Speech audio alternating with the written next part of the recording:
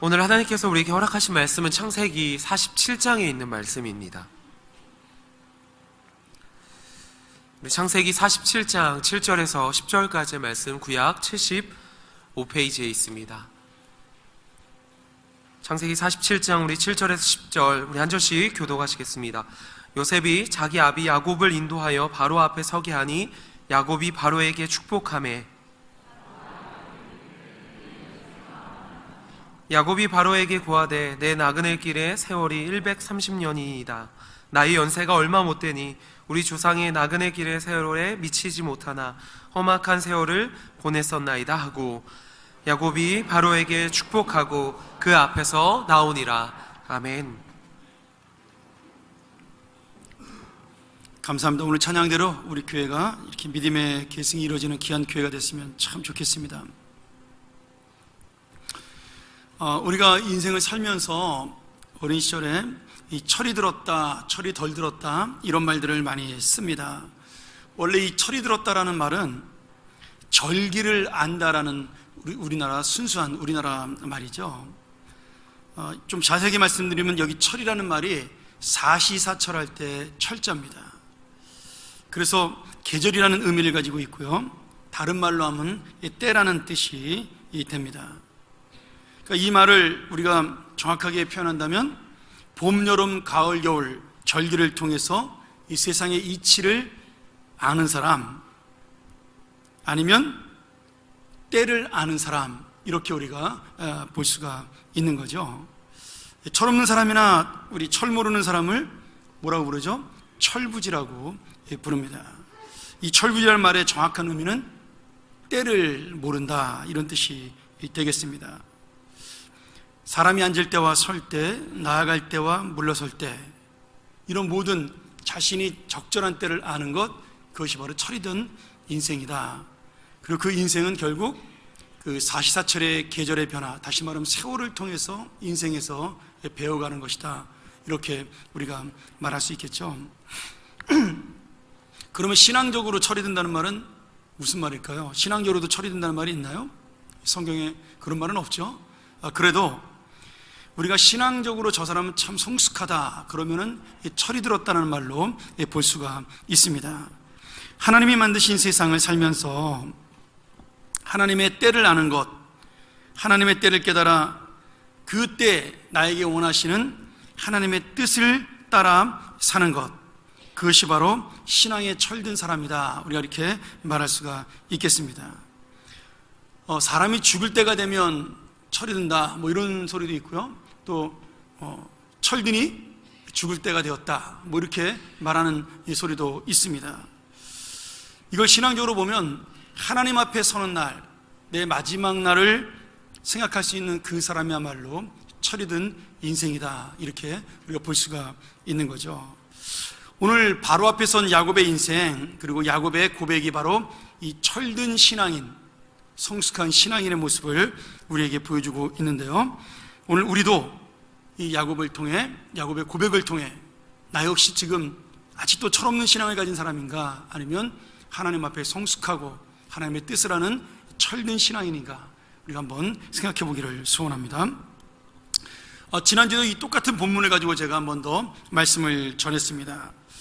야곱의 가족이 이제 이집트로 이민을 와서 이제 자기가 20년 만에 야곱이 죽었던 아들, 죽은 줄 알았던 아들 요셉을 만나게 되고요, 그리고 요셉의 안내로 이집트의 왕이었던 바로를 만나는 장면이 오늘의 본문이죠. 자, 지난주에 제가 바로가 야곱에게 나이를 물어봤을 때 네 연세가 얼마냐 이렇게 물어봤을 때 그 질문은 단순히 나이를 묻는 것이 아니라 야곱이 어떤 인생을 살아왔는가에 대한 질문이라고 말씀을 드렸습니다. 그리고 야곱의 답변이, 내가 나그네 길을 130년을 살았는데 우리 조상들이, 우리 할아버지와 아버지가 살던 그 시절보다는, 그 세월보다는 작은 세월이지만 내가 훨씬 더 험악한 그런 세월을 보냈다라고 고백을 한 거죠. 자, 이 야곱의 답변이 한마디로 자기의 인생을 요약한, 그리고 자기가 젊은 시절에 어떻게 살았는가를 지금 후회하면서 들려주는 신앙의 고백입니다.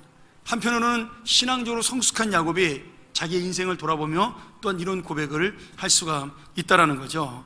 그래서 오늘 우리는 지난주에는 야곱의 험악한 세월에 대해서 말씀을 나눴다면 오늘은 야곱이 복을 받은 세월에 대한 이야기를 나누고자 합니다. 자, 야곱은 자기의 살아온 길과 조상 할아버지와 아버지의 살아온 길을 뭐라고 표현하냐면 나그네 길이다, 이렇게 표현을 하고 있습니다. 여러분, 여기서 나그네 길이라는 의미가 무엇일까요? 나그네 길. 지금 야곱이 가나안 땅에서 이집트로 이민을 왔으니까 나그네라는 뜻인가요?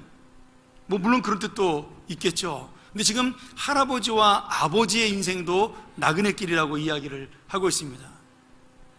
물론 아브라함도 저 메소포타미아 지역에서 팔레스타인 땅 가나안으로 이민을 왔으니까 나그네라고 할 수가 있겠습니다.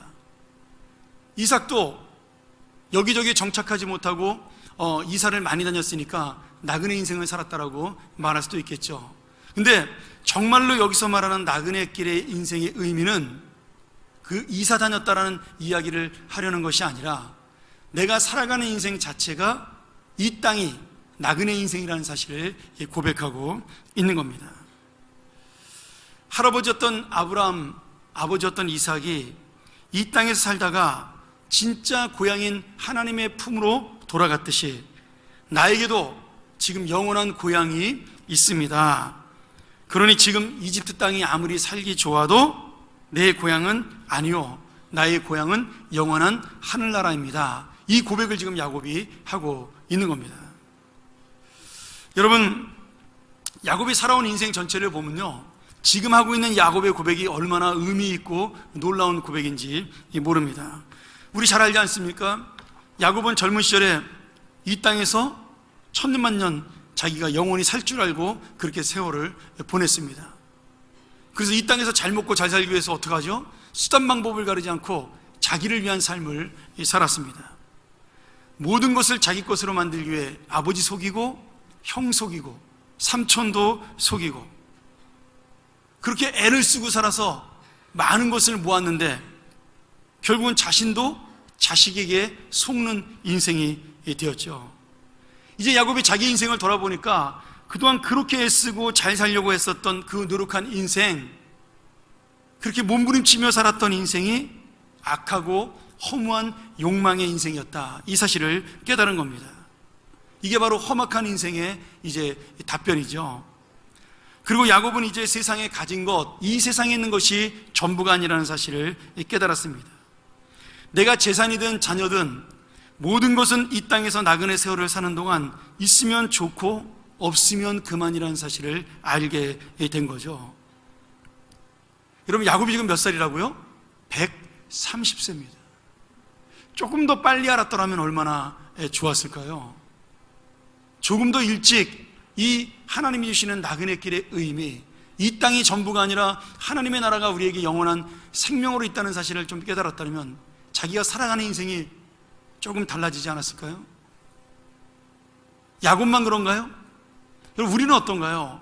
우리도 이 땅으로 끝나는 인생이 아니라 죽음 다음에 내가 있을 하나님의 영원한 생명이 있다는 것을 믿는다면 지금 내가 살아가는 인생이 조금은 더 달라져야 하지 않을까 생각을 해보게 됩니다. 야곱이 마지막으로 이것을 깨달은 게 언제냐면 20년 전에 110살이 되었을 때 요셉을 잃어버리게 됩니다. 형들이 요셉을 애굽에 팔아먹고는 요셉이 짐승이 물려 죽었다고 거짓말을 하는 바람에 야곱이 충격을 받게 되죠. 그러면서 야곱이 깨닫게 돼요. 내가 가장 사랑했던 것들, 내가 가장 소중히 여긴 것들, 그런 것들이 자기 손에서 하나하나 빠져나가고 떠나는 것을 보면서 내가 붙잡으려고 했던 그 모든 것들이 아무것도 아니었구나. 심지어 그렇게 사랑했던 아내도 죽고 그렇게 사랑했던 아들 요셉마저 죽은 걸 보면서 야곱은 내가 의지할 것은 하나님밖에 없다라고 깨닫게 됩니다. 야곱이 나중에 20년 만에 요셉을 만나게 됩니다. 우리가 읽지는 않았지만 47장 앞에 보면요, 야곱이 요셉을 만나 너무 좋아서 부둥켜 안고 이제 내가 죽어도 한이 없다, 이렇게 고백을 합니다. 여러분, 그 기쁨이 얼마나 오래 갈까요? 죽었던 아들이 살아 돌아왔으니까 얼마나 기뻤겠어요. 근데 그 기쁨이 하루 이틀, 1년, 2년 지나도 똑같은 기쁨인가요? 그렇지 않습니다. 여전히 야곱의 앞에는 지지고 볶고 사는 인생의 어려운 부분들이 있고요. 이제 나이가 들어가니까 몸도 아팠을 것이고 힘들 것이고 여러 가지로 또 이 이방 땅에서 살아가야 될, 또 자기 그 후손들에게 남겨야 될 것들을 생각하니까 그 인생은 여전히 부족하고 모자란 인생인 겁니다. 이 세상에서 아무리 채워도 채울 수 없는 것을 야곱은 지금 이 바로 앞에서 고백하고 있는 거예요. 나그네 길에 필요한 것이 없다라는 겁니다. 사랑하는 여러분, 우리도 이것을 깨달아야 복을 받은 인생입니다. 우리도 야곱처럼 나그네의 삶을 깨달아 내 인생을 돌아보고 영원한 생명의 삶이 나에게 있다라는 사실, 내가 돌아갈 곳이 있다라는 사실을 고백하는 복된 믿음의 인생이 되어야 하는 겁니다. 이것이 진짜 복이에요. 이것이 진짜 은혜입니다. 저희 막내 아이가 금요일날 미국에서 이제 방학이니까 잠깐 귀국을 했습니다. 가방을 하나 싸갖고 왔는데, 제가 금요일날 이제 와가지고 저녁에 금요기도 마치고 집에 돌아와서 그 엄마가 가방 정리한다고 열었는데 이 과간이에요. 이 남자애가 짐을 쌌으니 오죽하겠어요. 여기저기 막 그냥 옷을 쑤셔 박아놓고, 더 황당한 거는 여름에 미국 들어갈 때 엄마가 쓰라고 준 매트를 그 가방 그대로 앞에다 놓고 다시 갖고 왔더라고요. 응? 제가 그거 보면서 무슨 생각하는지 아십니까? 그게 우리 인생이에요. 여러분, 내가 아무리 나름대로 자기는 또 잘 산다고 쌌을 거예요. 너 남자이니까. 근데 어디다 뭘 놓는지도 기억 못하는 게 우리 인생이라는 겁니다. 한번 생각해 보세요. 여러분, 집안에 있는 것만 봐도 그렇습니다. 내가 소중하게 생각해가지고 사가지고 너무 좋아했던 것들, 지금 아마 어디 있는지 모르는 것들도 있을 겁니다.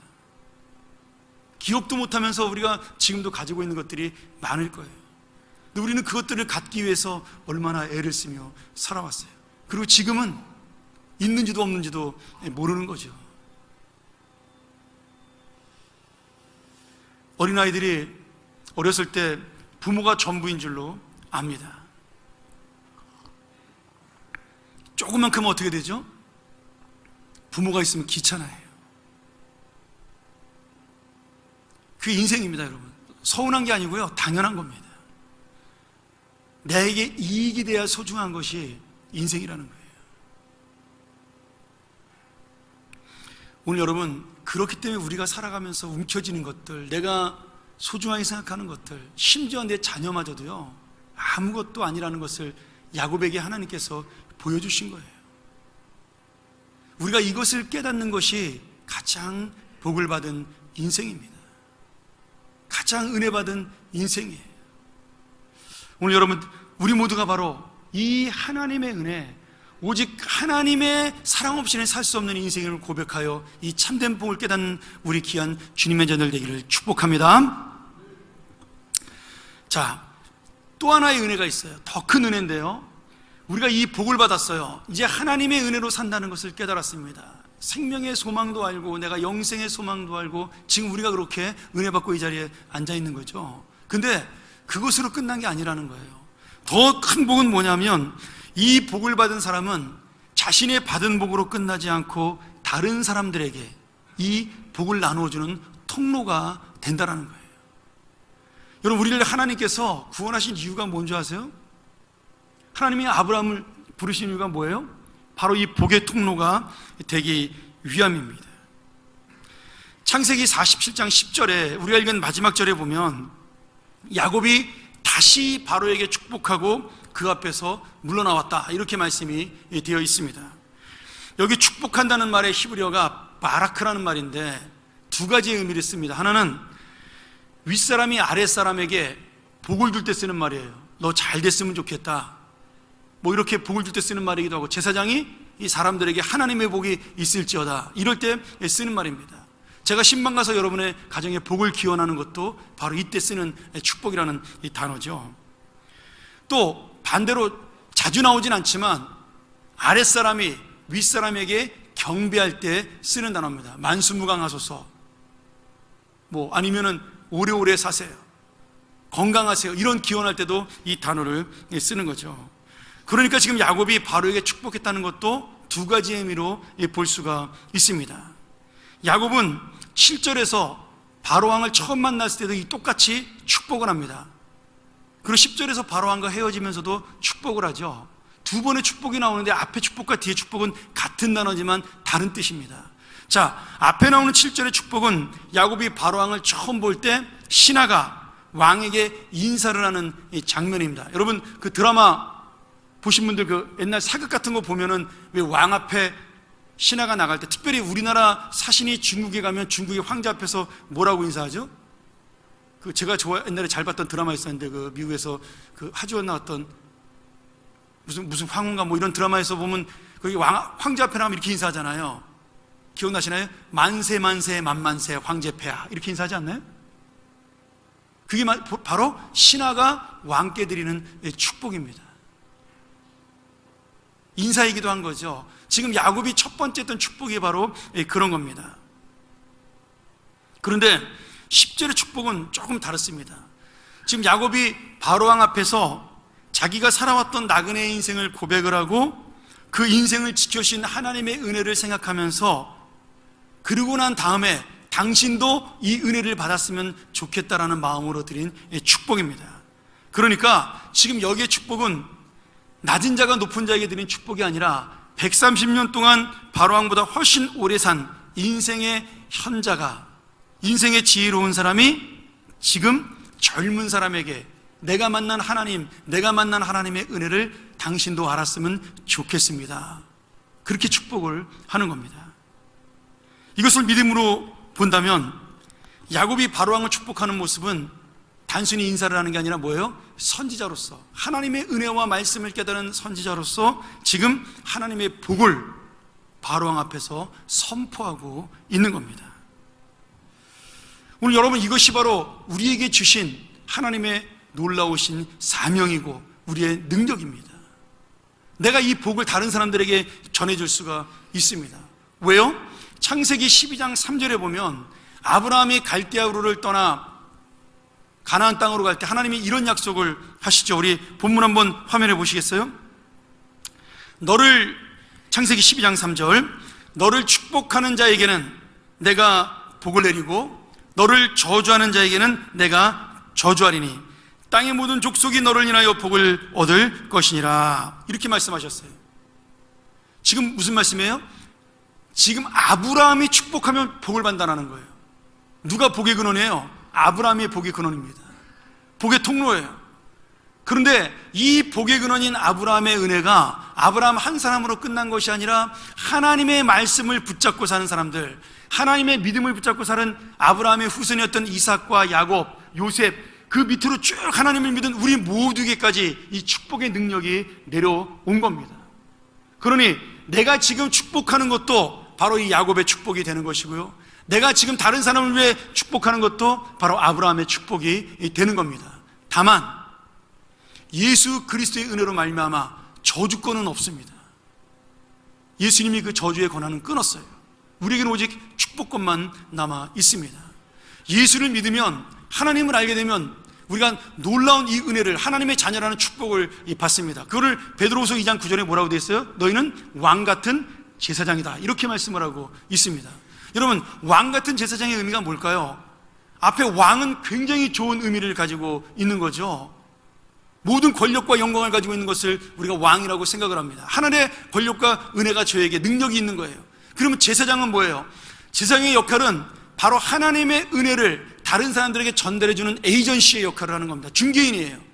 그러니까 왕 같은 제사장이란 말은 내가 너에게 왕의 권한을 주었다, 왕의 자녀가 되게 하였다, 그러니 이제는 그 왕의 권능과 능력과 은혜를 제사장이 되어서 다른 사람들에게 전달해줘라, 이 의미가 바로 왕 같은 제사장의 역할입니다. 지금 그 역할을 야곱이 지금 이 창세기 47장에서 바로왕에게 미리 하고 있는 겁니다. 이 축복을 누구가 할 수 있어요? 하나님의 은혜를 받은 자만 할 수 있는 겁니다. 내가 바로 그 하나님의 축복의 근원이라고 깨달은 자만이 할 수 있는 놀라운 사명입니다. 오늘 여러분, 내가 세상에서 어떤 사람이든 상관이 없어요. 내가 지금 하나님의 자녀라면, 주님의 복을 깨달은 자라면 나 역시도 주님의 복을 전달하는 선지자예요. 중개인이요, 복의 통로요, 복의 근원이 되는 겁니다. 여러분, 이 은혜가 바로 우리가 이 땅을 살아가면서 놓치지 말고 붙잡아야 될 얼마나 놀랍고 큰 은혜인지 모릅니다. 이게 바로 예수 믿는 기쁨과 재미예요. 나로 말미암아 수많은 사람들이 복을 받는다. 나로 말미암아 수많은 사람들이 복음을 듣는다. 나로 말미암아 수많은 사람들이 하나님의 은혜를 안다. 이 놀라운 기쁨과 복, 이것이야말로 누구도 가질 수 없는 우리만의 특권입니다. 내가 지금 아무것도 아닌 사람처럼 보여도 주님이 나를 복의 근원이요 통로로 인정하고 있습니다. 지금 세상적인 신분으로 보면 야곱이 강한 사람입니까? 바로왕이 강한 사람이에요. 당연히 세계를 다스리는 바로왕이 강자입니다. 근데 야곱은 마치 내가 강자인 것처럼 130살의 볼품없는 할아버지임에도 불구하고 당당하게 이 바로왕을 향해서 하나님의 축복을 나눠주고 있는 겁니다. 어떻게 야곱은 자신이 더 강자요 복받은 자라고 생각하나요? 이 세상의 것이 전부가 아니라는, 당신이 갖고 있는 그 왕권이 전부가 아니요 하나님의 은혜로 그것은 지켜지는 것이라는 것을 깨달은 바로 야곱의 믿음이, 야곱의 은혜가 바로 강자의 복을 받은 겁니다.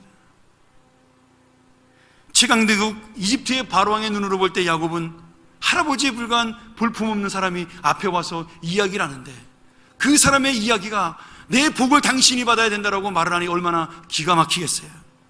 그런데 이것이야말로 하나님의 눈으로 볼 때 정말로 무엇이 중요한지를 아는 인생의 고백입니다. 영적으로 바로왕보다 강자요 복받은 인생의 놀라운 용기와 담력인 거죠. 바로 오늘 우리에게 이 용기가 있기를 주의 이름으로 축원합니다. 오늘 여러분, 우리가요 영적으로 무엇이 중요한지를 알고 사는 게 진짜 복받은 인생입니다. 근데 사람들은요 영적으로 중요한 거는 생각하지 않고 이 세상에 중요한 거는 너무나 잘 알아요. 나에게 이익이 되고 내 욕심을 채우고 내 소망을 채우는 것, 그러한 유익한 것은요 너무나 잘하는 거죠. 그것이 중요하다는 사실을 알고는 어떻게든지 그것을 얻어 보려고 그러잖아요. 그것은요 애들이나 어른이나 다 똑같습니다. 모든 사람이 갖고 있는 악한 성품이에요. 자기만을 위한 중요한 것. 제가 우리 아들 얘기 한 번만 더 하겠습니다. 걔가 한 4살 때쯤 된 것 같아요. 제가 미국 가기 바로 전에 이제 그 부목사 할 때인데, 저희 집에 이제 제가 들어가서 애들이 이제 어리니까 막 이렇게 집에서 떠드는데, 제가 설교 준비를 하러 집에 낮에 들어가게 되면 저희 집사람이 제 서재를 이렇게 문을 닫으면 못 들어오게 애들 합니다. 꼼짝도 못하게. 그러니까 그 방에 아무도 접근을 못하는 거죠. 설교 준비하면 제가 마음대로 할 수가 있는 겁니다. 근데 한 번은 이제 밥을 엄마가 차린 거예요. 그래서 엄마가 이제 우리 아들 녀석한테 인서야 밥 먹어라 불렀는데 대답을 안 해요. 그러니까 엄마가 좀 큰 소리를 불렀어요. 인서야 밥 먹어야지. 그랬더니 이제 우리 아들이 그때 누나한테 배운 그 컴퓨터 게임을 처음 배워가지고 이제 신에서 거기에 빠져 있는 거죠. 제 방에 가가지고 막 컴퓨터를 열심히 그 게임을 하고 있는 겁니다. 근데 엄마가 자꾸 밥 먹으라 하니까 귀찮잖아요. 야, 혼나게 생겼으니까 얘가 뭐라 그러는지 아세요? 엄마, 나 지금 설교 준비해. 딱 그러더라고요. 그거면 다 통하거든요. 그럼 밥 안 먹어도 되거든요. 우리 집에 설교 준비한다 그러면 그냥 내버려 두거든요. 여러분, 사람이요 얼마나 악한 줄 아세요? 4살짜리도 내가 좋은 건 알아요. 내가 중요한 건 귀신같이 아는 겁니다. 하나님의 아들이 돼야 된대. 여러분, 우리하고 뭐가 다르겠어요? 사람은 다 똑같습니다. 근데 정말 우리가 중요시 여겨야 될 게 무엇입니까? 내 인생에 중요한 것이 무엇이에요? 내가 정말 하나님의 강자라는 사실입니다. 하나님의 은혜를 알고 하나님의 복을 받고 사는 인생이라는 거예요. 이 중요한 사실을 알아야 내가 이 복을 다른 사람에게 나눠줄 수가 있는 겁니다. 말씀 정리하죠. 미국에서 철도와 해운업으로 대재벌이 된 코넬리우스 벤더빌트라는 사람이 있습니다. 미국의 가장 유명한 부자 중에 한 사람이었죠. 이분이 1700년도 말에서 1800년도 말까지 한 80 넘게 인생을 사신 분인데, 여러분이 알고 있는 그 미국에서 제일 유명한 교육학으로 유명한 대학이 있습니다. 그 테네시주에 가면 엘비스 프레슬리가 살던 집에서 이렇게 좀 떨어진 그 지역에 그 벤더빌트 대학이라고 굉장히 유명한 대학인데, 이 대학도 이 할아버지가 세운 대학이죠.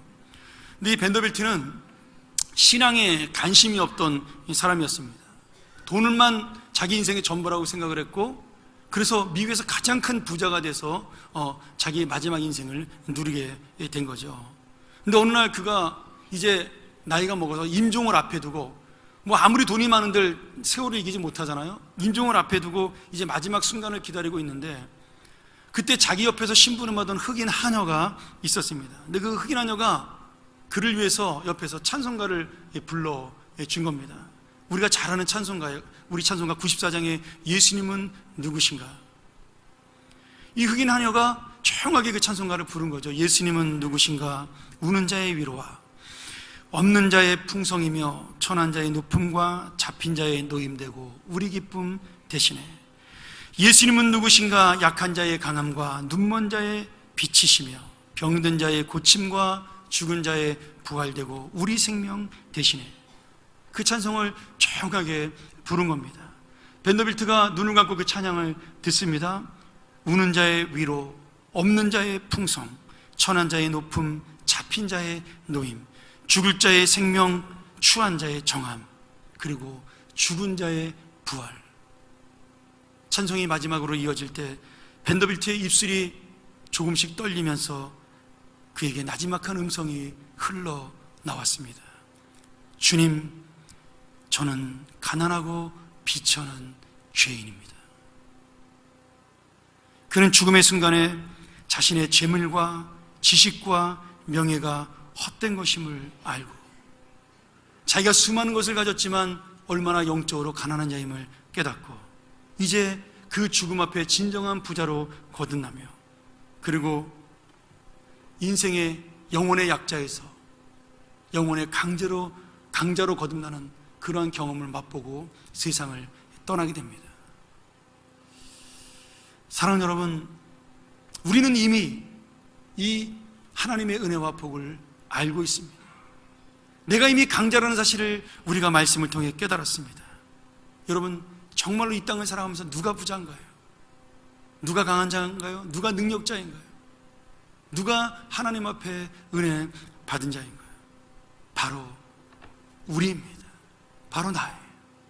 아무것도 아닌 나를 하나님의 자녀로 삼아주시고, 나를 통하여 내 자손과 내 이웃들이 복을 받게 하시며, 나를 통하여 하나님의 복의 그 강물이 흘러가게 하시는 것.